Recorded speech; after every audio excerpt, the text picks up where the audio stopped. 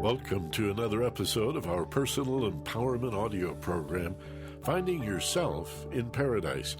Hi, I'm Michael Benner. And I'm Steve Snyder. And our program today is about putting aside your preconceived notions, your opinions, your beliefs, to be able to hear through new ears, see through new eyes, to learn with what we call beginner's mind. This is a kind of creativity and approach to, mental calisthenics, if you want. You know, the brain is not a muscle, but in many ways it behaves like one. You got to use it and not abuse it. And if you don't use it or exercise it, then it sort of atrophies.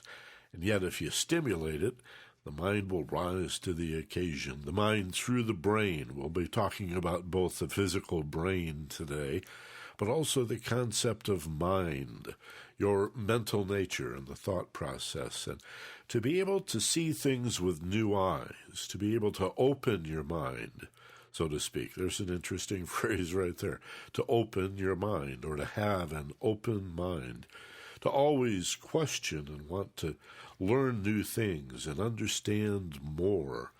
This is an indication of a well-educated, rather sophisticated individual who wants to develop his or her mentality.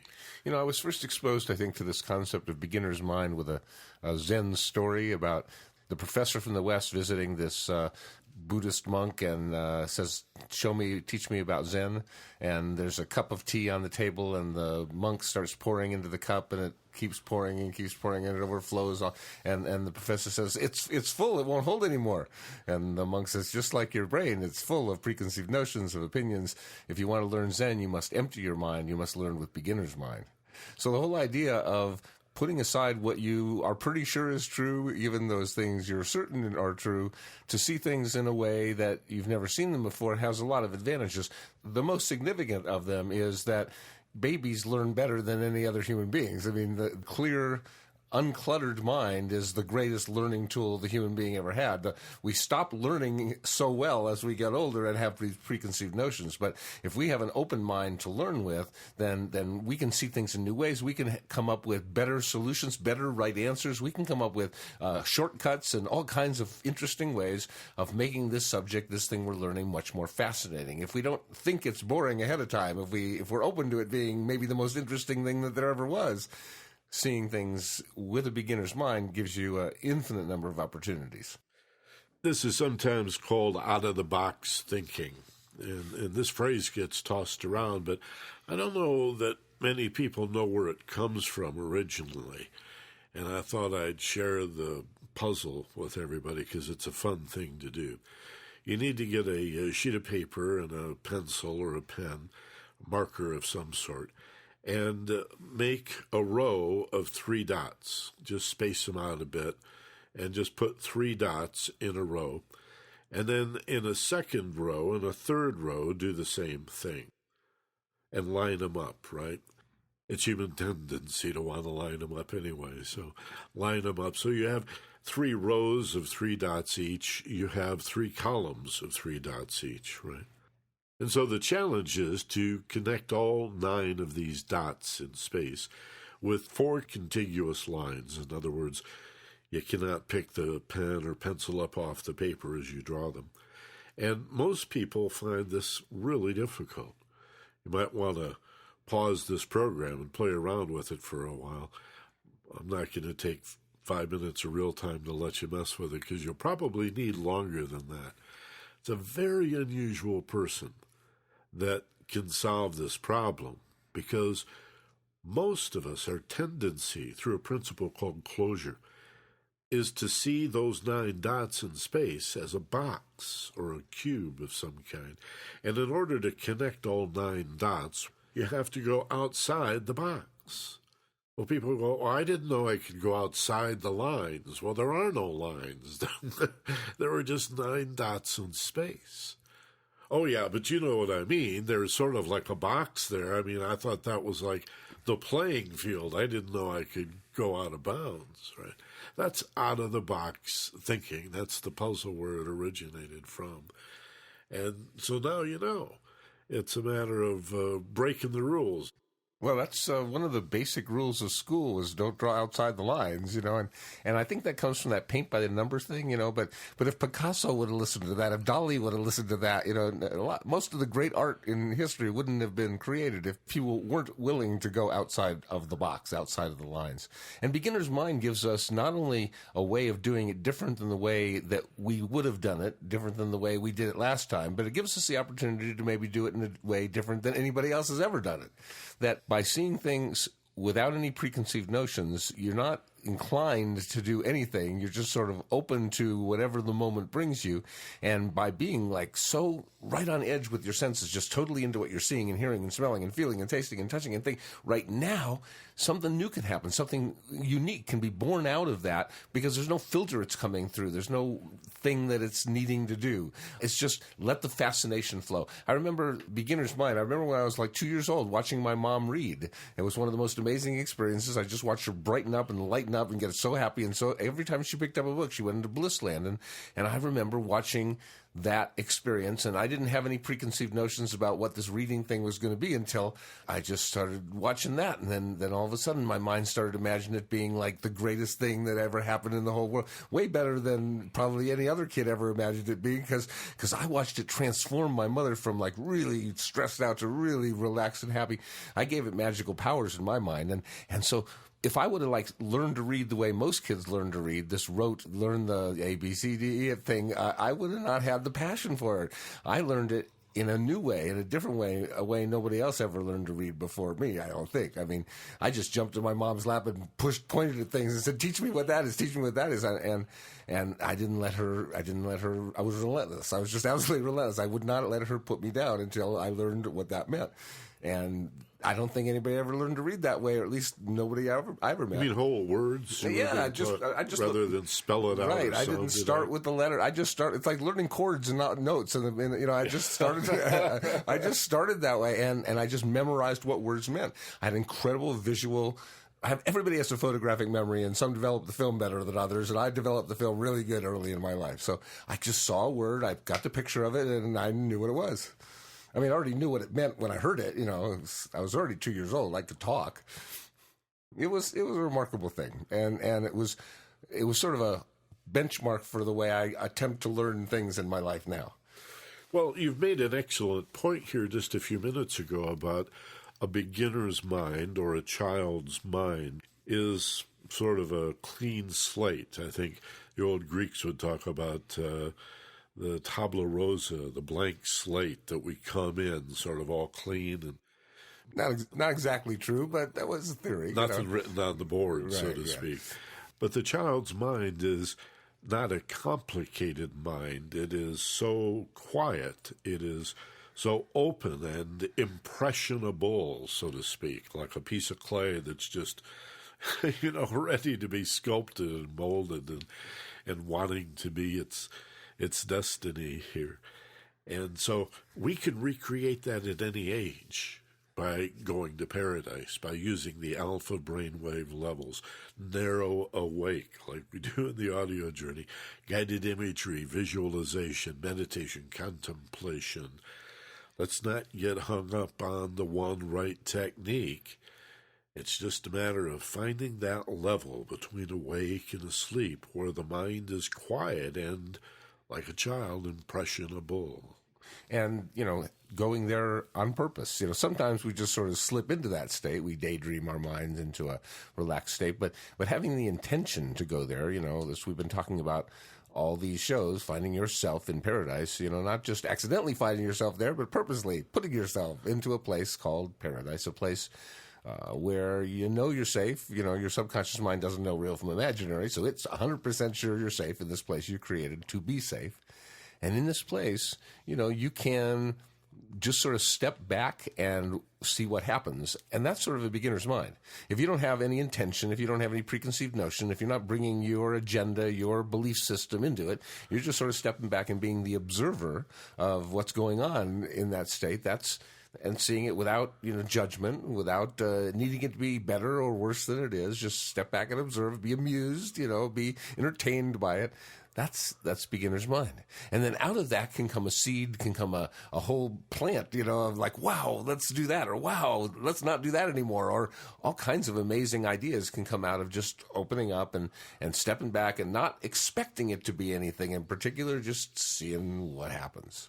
I think the power of beginner's mind is that it brings us to a point of this is new again, or this could be new again. If I deliberately and intentionally create that mindful shift of consciousness that allows me to renew my fascination in the present moment, right here, right now, and become really interested in what's happening in the moment.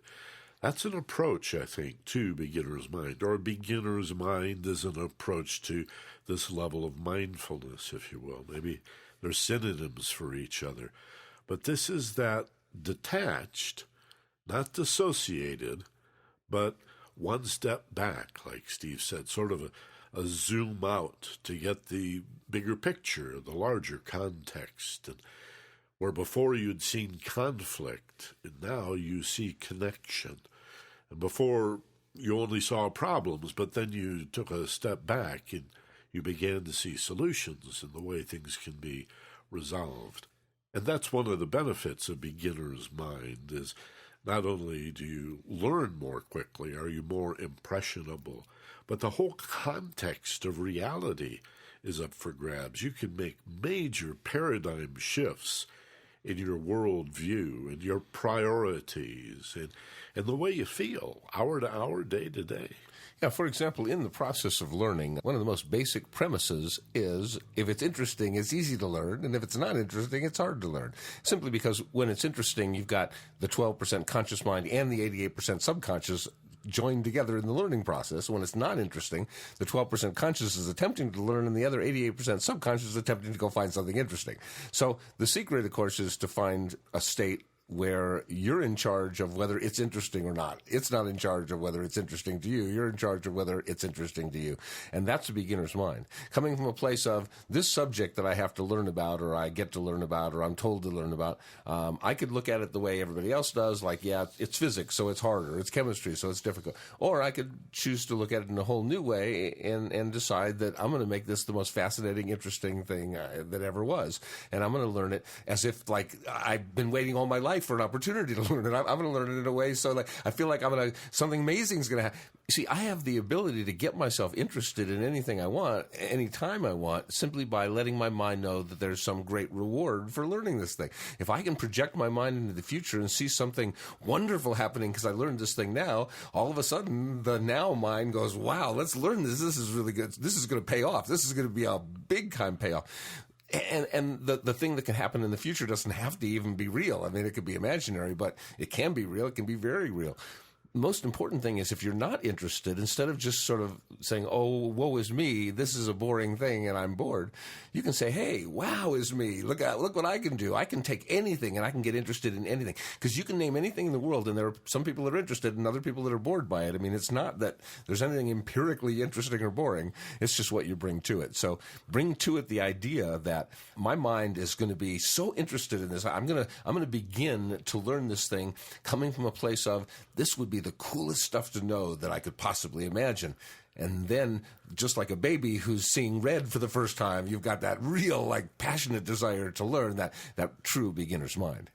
We talked about exercising your mental nature. This is a great opportunity to do that, to follow on to what Steve is describing.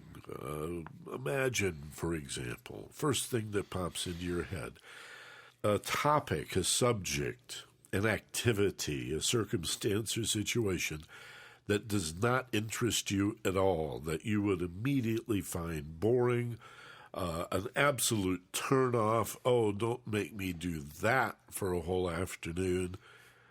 And then use it just as an exercise, not that you want to change your mind permanently or persuade yourself of anything, just as an exercise. Mental calisthenics. It's a sign of a really critical thinker, that you can consider things that you don't believe. And here's an example. Ask yourself, if there were something interesting about this field, what might it be? Remind yourself that somebody's interested in it. Here it is, a field, this area, this topic or subject. Somebody's interested in this. Somebody's writing books about this. What do you suppose got their attention? Just an exercise.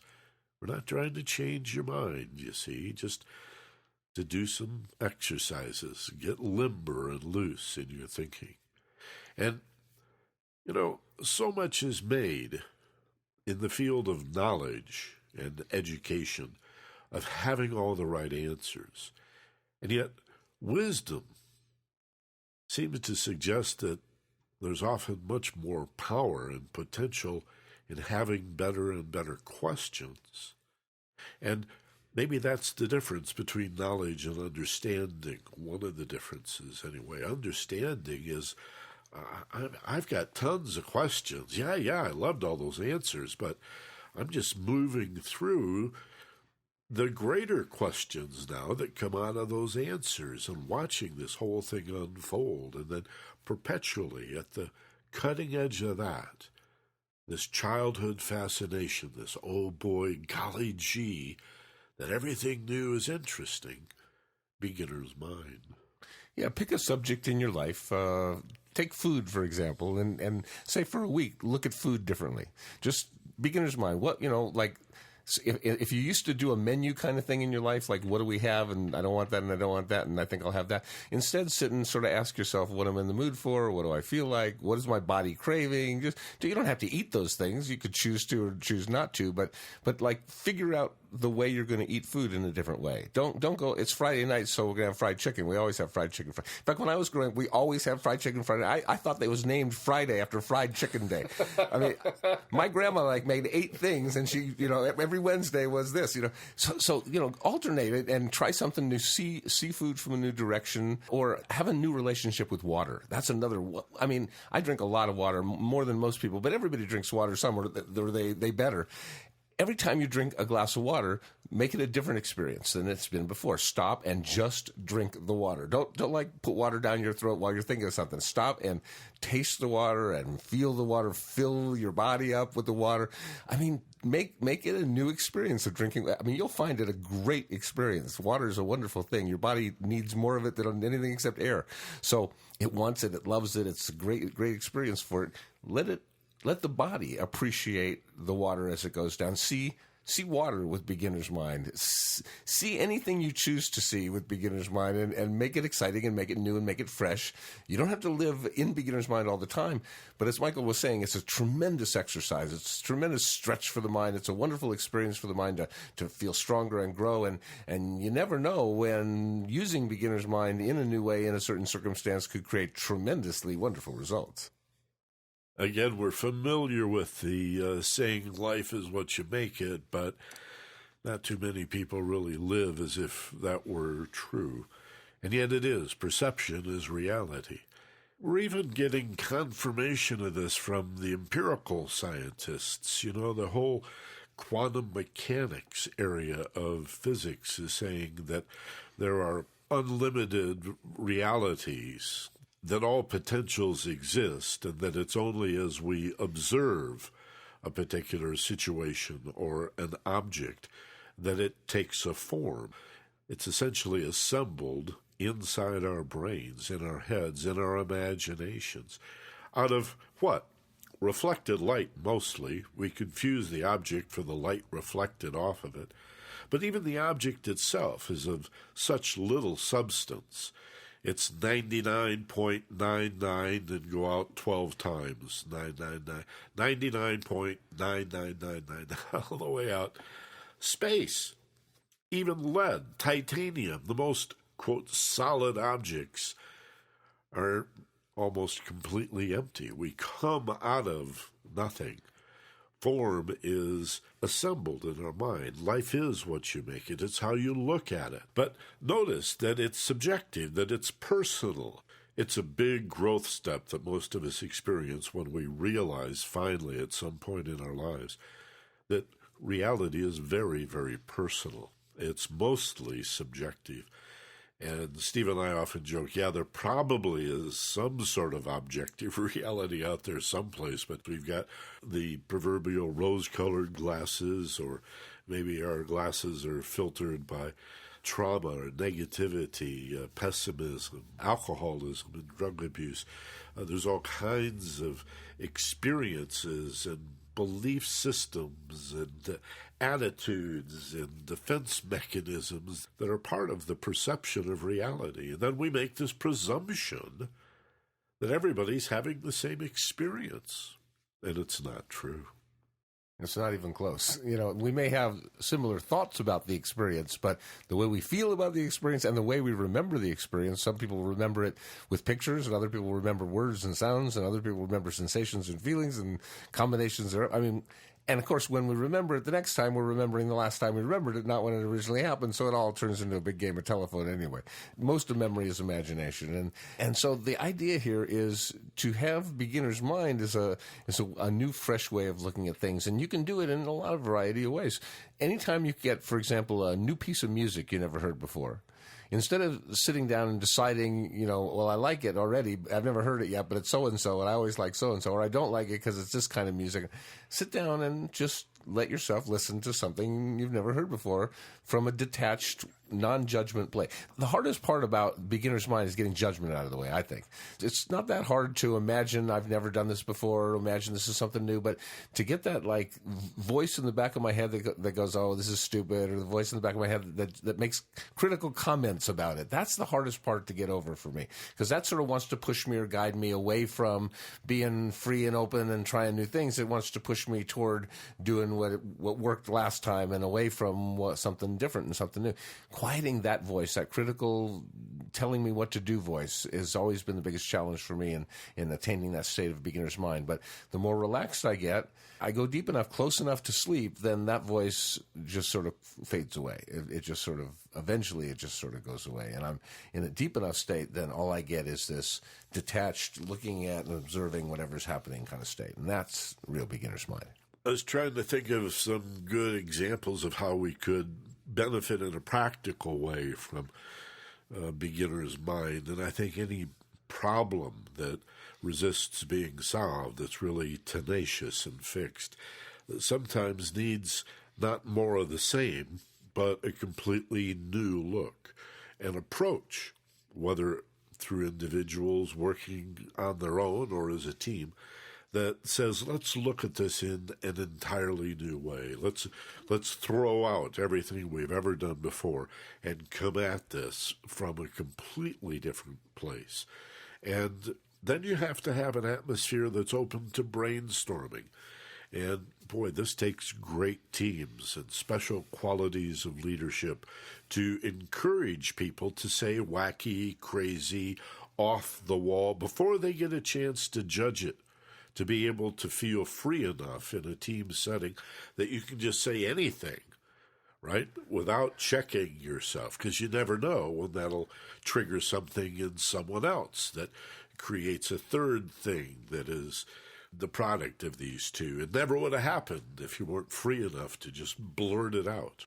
Those brainstorming sessions can be really exciting, where no holds barred, everything goes. Yeah, and if you're the leader of the group who's conducting one of those sessions, you should speak last, because if you speak first, they're going to want to copy you and say things they think you're going to like. So the leader, the CEO, or the head of the group ought to step back and sort of observe the process and make it reward all contributions, even the stupidest ideas, because sometimes the stupidest ideas can lead to the greatest, most wonderful ideas. In fact, it's more likely that a stupid, really bad idea will lead to something great than an average idea. Average ideas lead to other average ideas, but really bad ideas can sometimes lead to, turning that around and making it into a really great idea. So the freedom to do that is the key. Stupid ideas sometimes create laughter, and laughter creates an altered state, where as a result of sitting back and laughing at some irony or some absurdity, that some contradiction in your mind, it suddenly opens up this whole new horizon for you.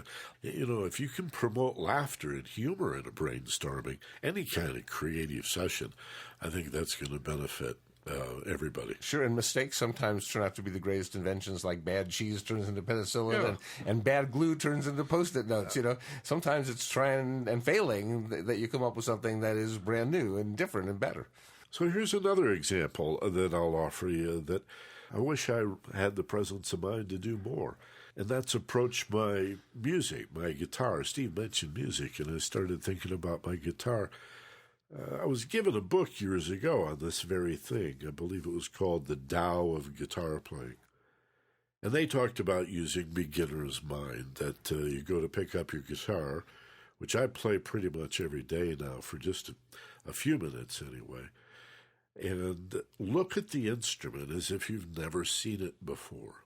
That phrase helps me a lot. I would sometimes in class ask my students to pick up a pencil or a pen and look at it carefully with great interest and feigned fascination as if they'd never seen anything like this before. I did that, and I saw pens everywhere I looked for the next month. It's like the law of attraction. It just took over. I just couldn't help spotting pens everywhere I looked. So a guitar player looks at their guitar, a piano player, a violin player, a singer, a dancer, a comedian, an artist, any kind of performer can look at their instrument, their medium, their means of expressing themselves in a whole new way with a beginner's mind. Look at the guitar, to me, the frets, the strings, 6 strings, 12 frets, 14 frets to hear. Looking at it as if you just got off the boat and somebody's showing you this instrument. You don't know anything about it at all. A really good guitar player can often have breakthroughs, or any other artist or performer can have major breakthroughs in their understanding of their talent and their ability by looking at it with these new eyes and being more multidimensional in our thinking instead of so 2D. And we're so linear, everything right or wrong, good or bad, left or right. This duality of living in the material world is so powerful, it sometimes prevents us from looking at a third way or a fourth option. So, that gives us the ability to create new things in new ways. We have a tendency to think, well, wait a minute, if I want to create new things, then beginner's mind's not the way to do it because, new things are complicated. I've got to take all the stuff that's already been done and build on that. I can't just start fresh if I'm going to create something new. Well, you can do it either way. There's 2 kinds of improving things. You can make things better. You can make better things. You can invent new ways of doing things and new things to do. But one of the keys is to step back out of it's got this one function kind of thing. That it's meant to do this, it's meant to be this, and see it in different ways. I mean, I talked about the idea of, we all look at a door and we see it as like something you open and close and go into and out of a room for it. But you could sit and probably spend an hour talking about 100 other things you could do with a piece of wood that size, make it into a raft or make it into an umbrella or make it into a million other things. And that new way of looking at the door as 100 different things instead of just this one function thing opens up the idea of creativity, opens up the idea of seeing things through new eyes and creating beginner's mind. Where is it valuable in your life? Well, I think just as a way of amusing yourself, once in a while, do something new that you've never done before in a new way you've never done it before. It expands, it grows, it makes life amusing and interesting. Or take a look at your relationship, something really important in your life, and say, well, what's something brand new, something different I've never thought of doing before to make my relationship better? What can I do to make my spouse happier? One thing that I'd never thought of. I never even went that way before. Sit down, ask yourself to do that. I think my favorite way of achieving beginner's mind is to sit down, close my eyes, and say, okay, I want beginner's mind. Ready? Here I go. And just really allow it to happen. Here's another exercise that you can try out. Drive home a different way and pay attention. Or how about going home the way you've always driven home, but paying attention? Looking for stores, intersections, little cafes, billboards, traffic situations, whatever, that you've never really noticed before on your way home. And then try going home a different way. And then try being aware of how it feels to drive a car while you drive the car.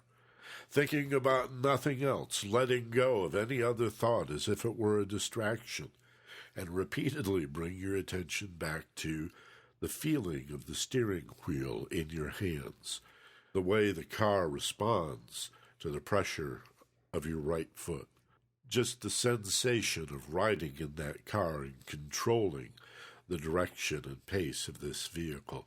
Be aware of nothing else. Awakening to that. Again, that's mindfulness, the elevated view of the higher self.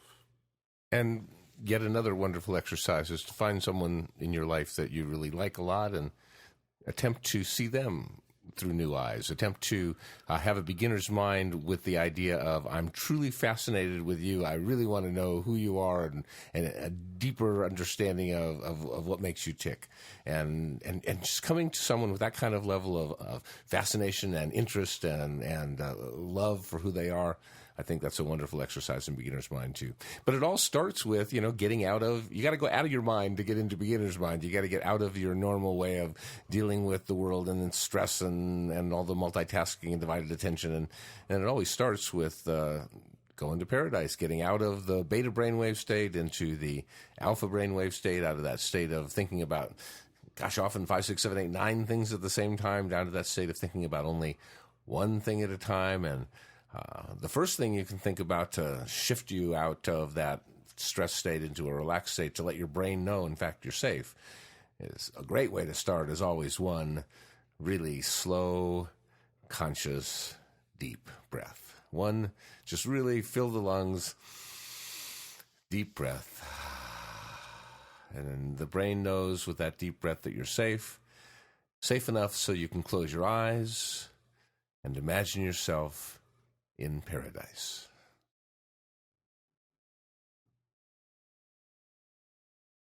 Literally, in paradise.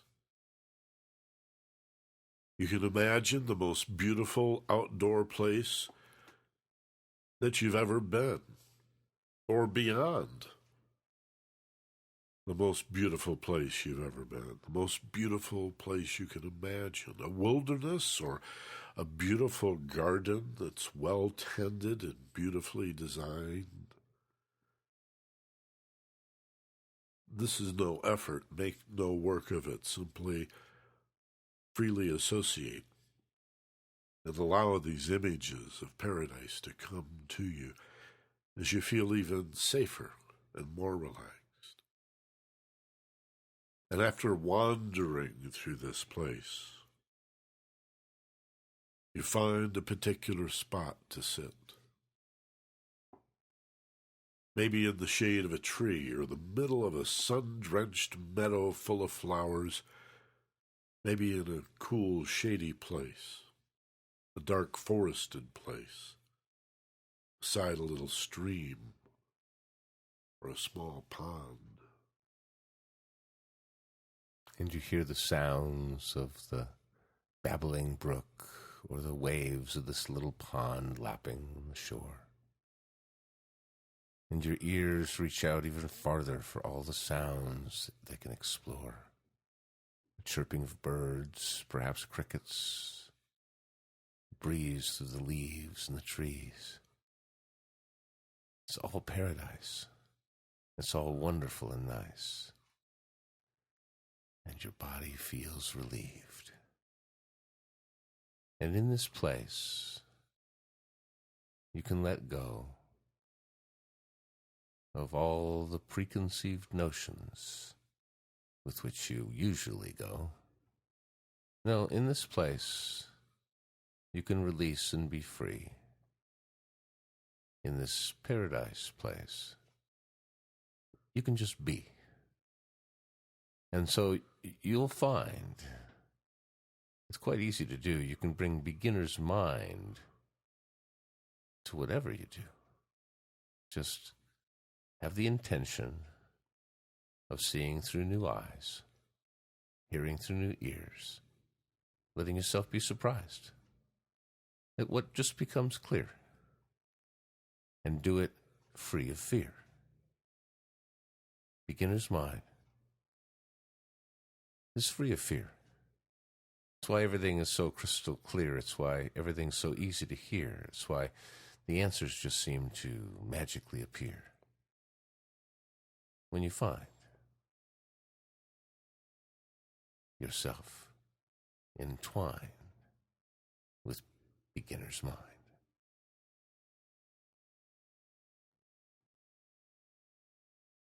Bring to mind what you remember about being with little babies, your own or others. The wide-eyed fascination of a little boy or a little girl who perhaps gets a hold of a bright red ribbon, and their eyes get so big as if this is redness. What is this red? And of course they smell it and they rub it on their face and then they stick it in the mouth to taste red, to feel the texture of red, because it's all new. Or what fun it is to watch a baby hear itself laugh for one of the first times and laugh at itself, laughing at itself. And it becomes an absolute riot. The amount of joy and happiness and fun in that moment. Be the baby, don't you see? Be the baby with that wide-eyed fascination, that interest, that obsession, and always wanting to know more about this present moment, what's happening right here, right now. And resist the temptation to judge it as a good thing or a bad thing. Release the desire for it to be other than it actually is, at least long enough to see if there isn't some joy to be had in completely accepting that this is the way it is, at least right now. Maybe good, might be bad. See, it's all a matter of opening your heart, of wanting to be interested and fascinated, and to resurrect from the child that lives within you even now, the old boy, the golly gee, the feeling that is just so cool. Bring that to your daily life and affairs, to your routines, and to your habits. As you sit here, relaxed in this beautiful, peaceful place, grant yourself that much freedom, the beginner's mind.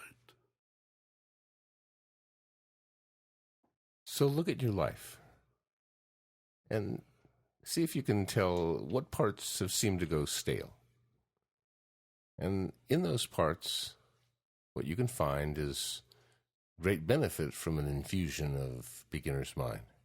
For example, let's take money and how you are with it, or how it is with you. Maybe you can create a new relationship with money. Maybe you can see it in a way that's brand new. And when any time money comes into your life, wherever it comes from, through any way, your first thought in your mind can be, how much of this can I save and invest? And it changes the whole way you play. I mean, if any time money enters your life and that's the first thing that you think, then some of the money is going to grow. And, you know, when things grow, they continue to grow. Everything changes, you know. So instead of living in a break-even way, bring your beginner's mind to the subject of money and take a new look and see if you can find a way to become prosperous. And then you can find ways of helping others too, because I think next to being in love, helping others is definitely number two. The second best feeling you can possibly feel, the most wonderful thing next to being in love. And, you know, helping other people is a wonderful feeling. It helps you rise above whatever's going on in your life, whatever tension and strife you face. It's helping others can take that place. So bring beginner's mind to money. See if you can see it in a new way. See See if you can change your relationship. Find a much better way to play. And choose your health and your relationships and your career and everything. Decide, where would it be best to use my beginner's mind? And then take it for a ride. And consider this new year, 2011, an opportunity to approach your life in a new way with beginner's mind. May it be a healthy, happy, and prosperous new year for you. And affirm that feeling by releasing it. That's not a holding on feeling. That's a letting go feeling. Healthy, wealthy, and wise. Feel the letting go. And bring this with you effortlessly. Again, no holding on necessary. Feel the letting go again as you bring what remains real and everywhere equally present. Your conscious awareness. Back to the waking state, wide awake. Remembering the room in which you sit. Take a nice, slow, deep breath. Pulling in strength and power, hold as you peak, and as you exhale slowly, open your eyes wide awake, alert, back in the room, rested and refreshed and feeling fine. Yeah, feeling fine. And anchor that feeling of feeling fine. Know you can have it any time. And you can also have any time access to beginner's mind. So the first thing you have to do is decide you want it. You know, it's just not going to like pop into appearance and go, oh, I think I'll be beginner's mind now. It's like got to be a conscious decision. It's got to be, I'm going to take a look at this area of my life that's been kind of stale, kind of in a rut, you know, and I'm going to find a new way to look at it. So do something different. Do something different now. You know, do something different, something a little better, something a little classier, something a little sweeter, something a little kinder. Do something a little different right now. And that's got to be a beginner's mind, because it's not only that you're doing something different, it's you're deciding to see things in a different way. And that's the first step. The actions will follow, but it's the conscious choice. It's the decision. It's the saying, hey, you know, I'm going to take a fresh look. I'm going to see things with new eyes. So tear down those walls, the ones you built a brick at a time, with every negative thought, with every doubt, with every fear that you weren't good enough or didn't deserve it. Just let that all crumble away. Every barrier that is between us and what we want is artificial and put there simply because we've considered that possibility. Hey, thanks for being with us. Remember the Maui retreat. It's coming up in February, the 13th through the 18th. This is a week intensive in mindfulness on 70 beautiful acres in northeast Maui, right near the Hana Resort, along the world-famous Road to Hana, the most beautiful highway in the world. Waterfalls, rainbows, whales, most importantly, incredible peace and silence. You can be isolated in this beautiful 70-acre compound on the bluff overlooking the ocean. Come and understand mindfulness. First, we're going to talk about clearing negativity. Second day, some problem-solving, decision-making, goal-setting, helping you to organize your life. And then days 3, 4, and 5, the whole idea of stepping back, of elevating yourself to that perspective where you see the bigger picture, the mindfulness that we talked about a lot today. Yeah, it's going to be a wonderful experience, and you can bring it home with you. That's what it's really all about. Anchoring this feeling of paradise into you and having it in a snowstorm, having it in a traffic jam, having it in those times when you're in an argument. It's wonderful to have some paradise inside that you can access on demand. Something to do every time you're confused and don't know what to do. It's like a perpetual plan B. It's an easy button for the brain. Get it together. Bring some sanity into an insane world at the click of a button. You just remember how to access that state of mind. The answers are there. Every problem you have, the answers are enfolded within the problem. The brain that can perceive the problem is already on to the answer. That's what we do. We're problem-solving agents. And that's what we're here to do, to understand, to bring light into the darkness, to solve problems, to make it all better, and to help each other. Join us in February. Just go to focusedpassion.com. There's an ED in there. It's the W's.focusedpassion.com. Click on the button that says Maui Retreat. And as always, be gentle, love life, and take care of each other. For Steve Snyder, this is Michael Benner. Aloha from Maui.